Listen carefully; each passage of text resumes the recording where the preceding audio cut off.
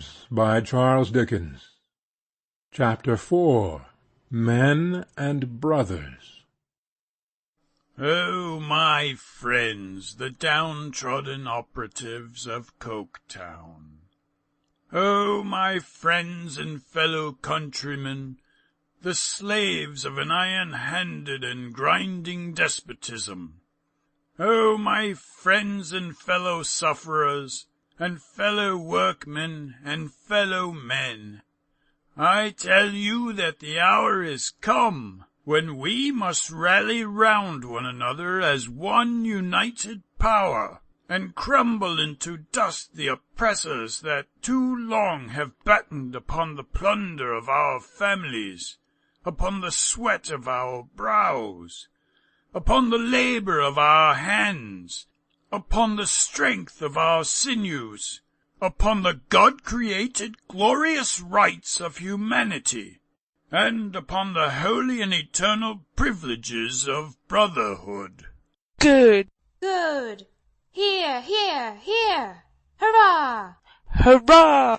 And other cries arose in many voices from various parts of the densely crowded and suffocatingly close hall, in which the orator, perched on a stage, delivered himself of this and what other froth and fume he had in him. He had declaimed himself in a violent heat, and was as hoarse as he was hot.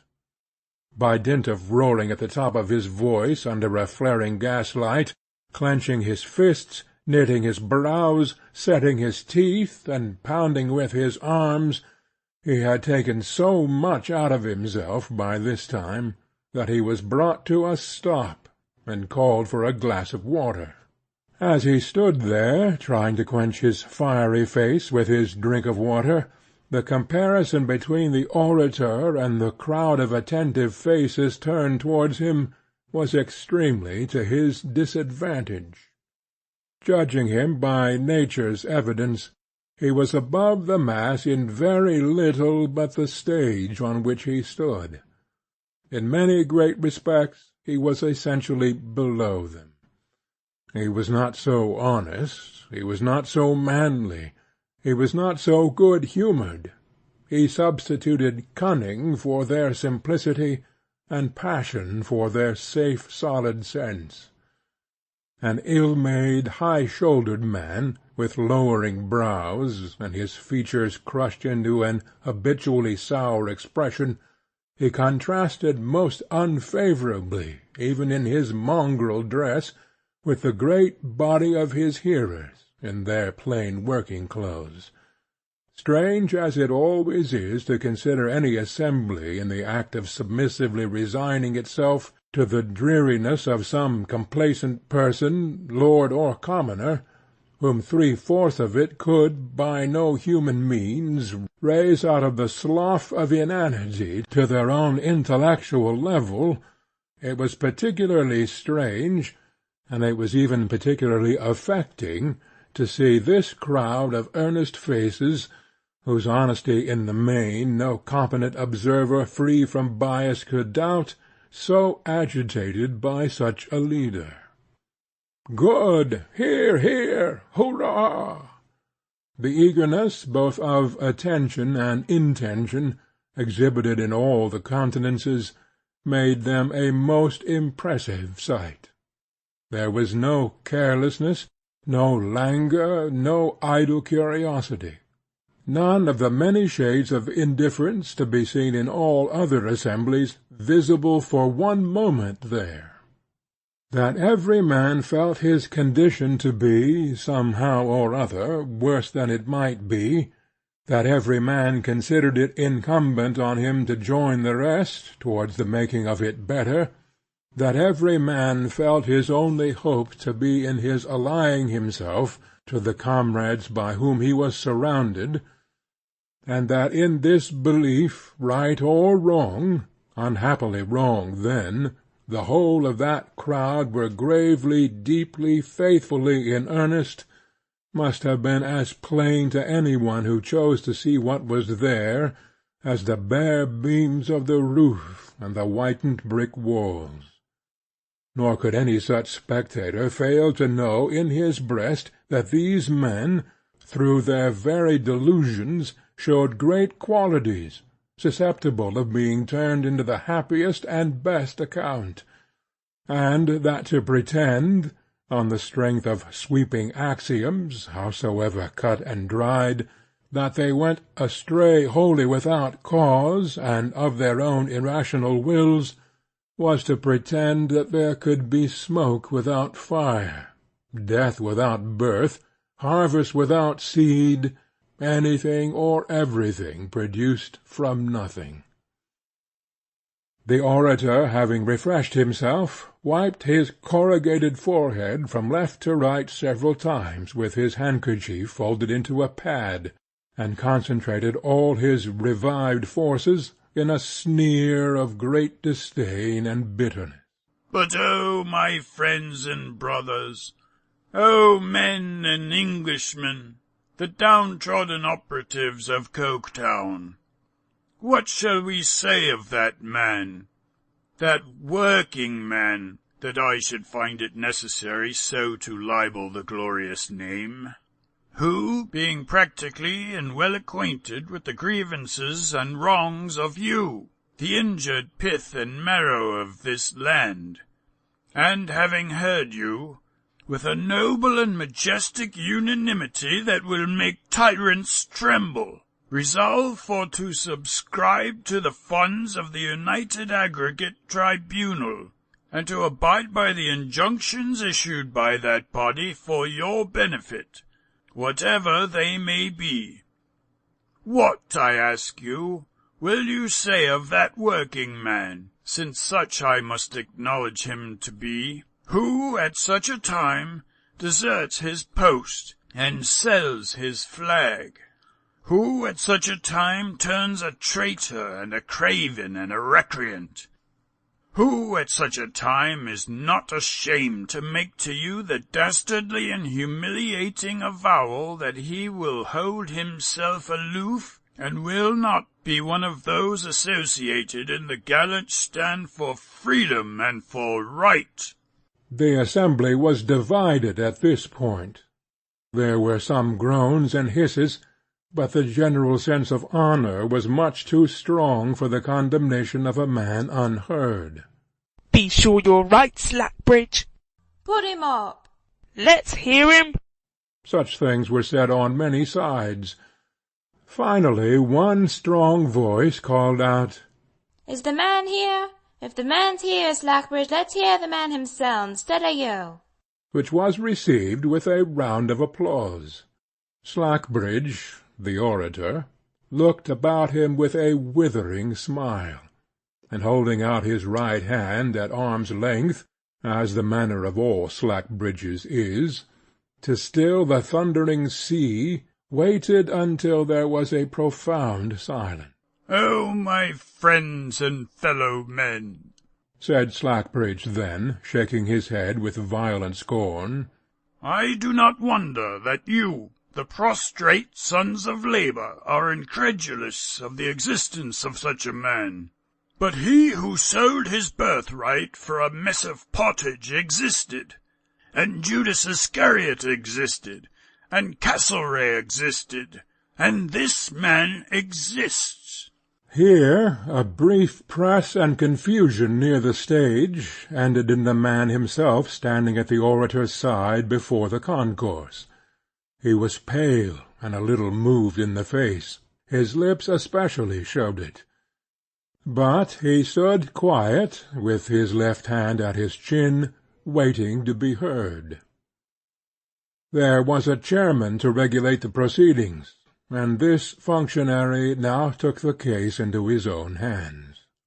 "My friends," said he, "by virtue of my office as your president, I asks of our friend Slackbridge, who may be a little over-etter in this business, to take his seat. Was this man, Stephen Blackpool, his earn? You all know this man, Stephen Blackpool. You know him along his misfortunes and his good name." With that the chairman shook him frankly by the hand, and sat down again. Slackbridge likewise sat down, wiping his hot forehead, always from left to right, and never the reverse way. "My friends," Stephen began, in the midst of a dead calm, "I heard what's been spoken to me, and 'tis likely I shan't mend it. For I'd rayther they'd heard the truth concerning mysel' from my lips than from ony other mon's, though I never could speak afore so mony without being moidet and muddled." Slackbridge shook his head as if he would shake it off in his bitterness. "I'm one single hand in Bounderby's mill o'er the men theer as don't come in wi' proposed regulations. I conna come in wi' 'em, my friends. I doubt they're doing you ony good. Likely they'll do yurt." Slackbridge laughed, folded his arms, and frowned sarcastically. "But it ain't so much for that as I stand out. If that were all, I'd come in wi' rest. But I ha' my reasons, mine, you see, for being hindered, not only now, but allers, lifelong." Slackbridge jumped up and stood beside him, gnashing and tearing. "Oh, my friends, what but this did I tell you? Oh, my fellow countrymen, what warning but this did I give you?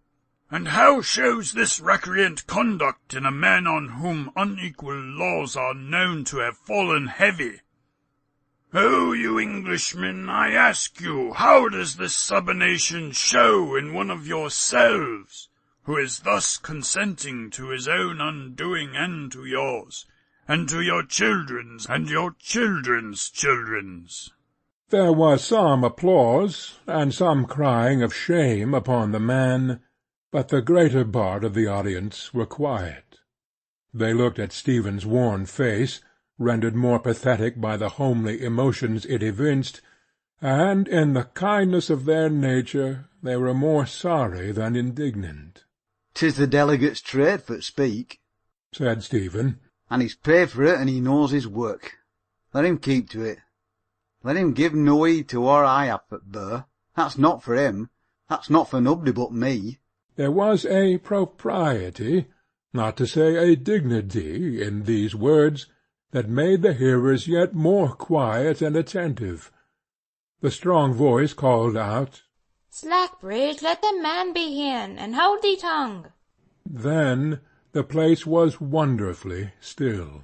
"My brothers," said Stephen, whose low voice was distinctly heard, "and my fellow workmen, for that you are to me, though nor as I knows unto this delegate here, I ha' but a word to say, and I could say no more if I were to speak till strike a day.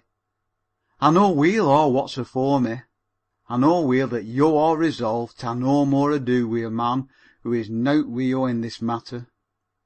I know weel that if I was lying perished it road, you'd feel it right to pass me by, as a foreigner and stranger.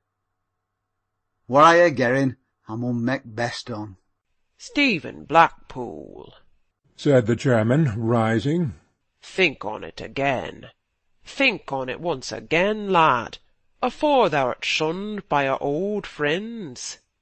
There was an universal murmur to the same effect, though no man articulated a word. Every eye was fixed on Stephen's face. To repent of his determination would be to take a load from all their minds. He looked around him, and knew that it was so. Not a grain of anger with them was in his heart. He knew them, far below their surface weaknesses and misconceptions, as no one but their fellow-labourer could. "I ha' thought on it above a bit, sir. I simply canna come in. I mun go away as lays afore me. I mun take me leave o' all here." He made a sort of reverence to them by holding up his arms, and stood for the moment in that attitude, not speaking until they slowly dropped at his sides. "Mony's the pleasant word as some here ha' spoken wi' me. Mony's the face I see here, as I first seen when I were young and lighter-hearted than now. I never had no frights before, sin ever I were born, wi' any o' me like. God knows I am none now that's making you call me a traitor and that.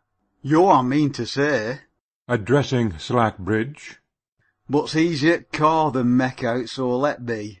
He had moved away a pace or two to come down from the platform, when he remembered something he had not said, and returned again.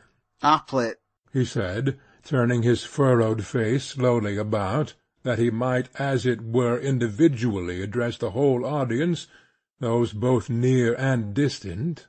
Haply when this question has been taken up and discussed, there'll be a threat to turn out if I'm let to work among you. I hope I shall die ere ever such a time comes, and I shall work solitary among you unless it comes.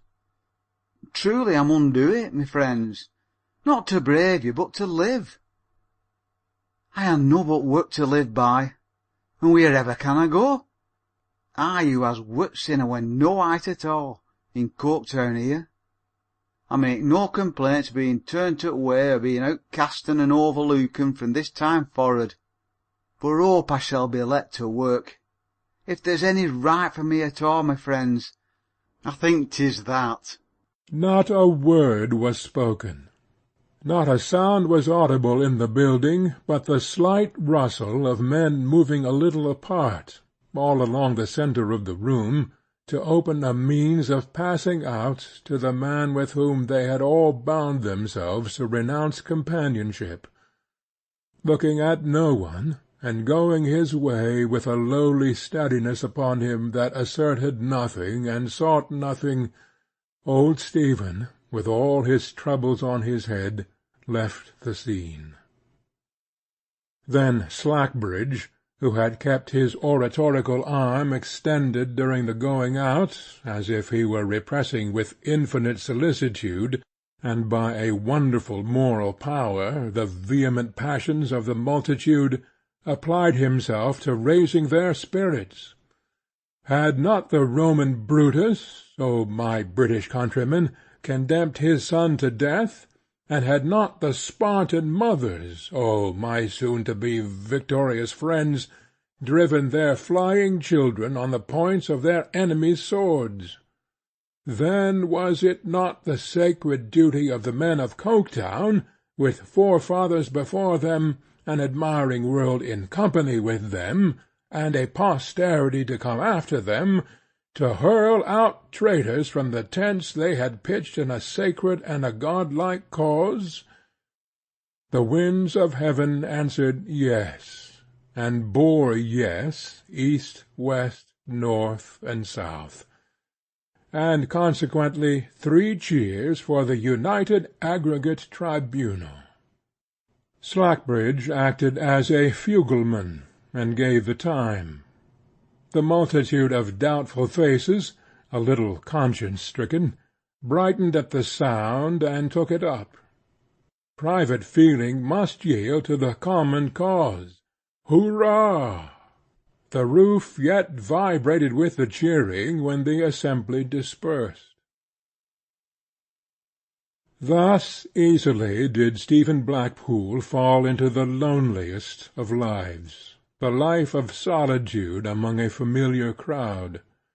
The stranger in the land who looks into 10,000 faces for some answering look, and never finds it, is in cheering society, as compared with him who passes 10 averted faces daily that were once the countenances of friends.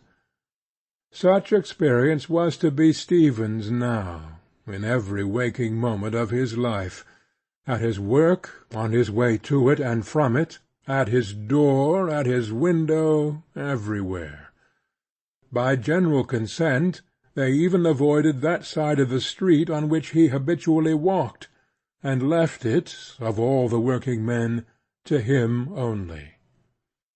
He had been for many years a quiet, silent man, associating but little with other men, and used to companionship with his own thoughts. He had never known before the strength of the want in his heart for the frequent recognition of a nod, a look, a word, or the immense amount of relief that had been poured into it by drops through such small means.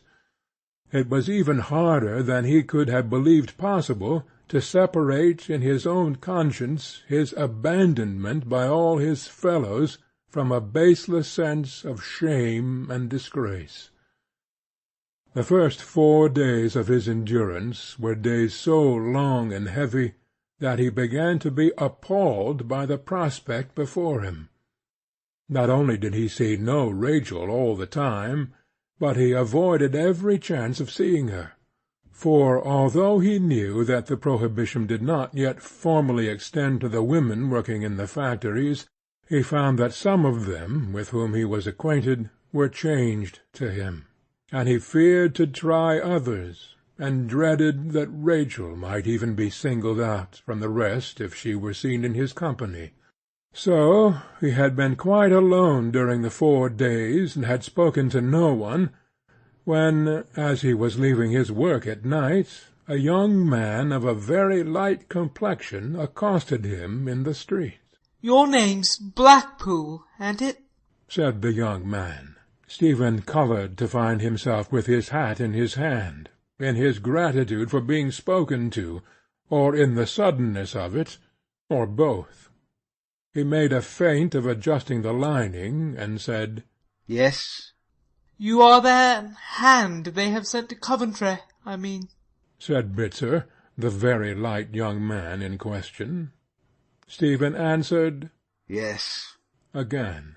"I supposed so, from their all appearing to keep away from you. Mr. Bounderby wants to speak to you. You know his house, don't you?" Stephen said, "Yes," again. "Then go straight up there, will you?" said Bitzer. "You're expected, and have only to tell the servant it's you. I belong to the bank, so if you go straight up without me, I was sent to fetch you, then you'll save me a walk." Stephen, whose way had been in the contrary direction, turned about, and betook himself, as in duty bound, to the red-brick castle of the giant Bounderby.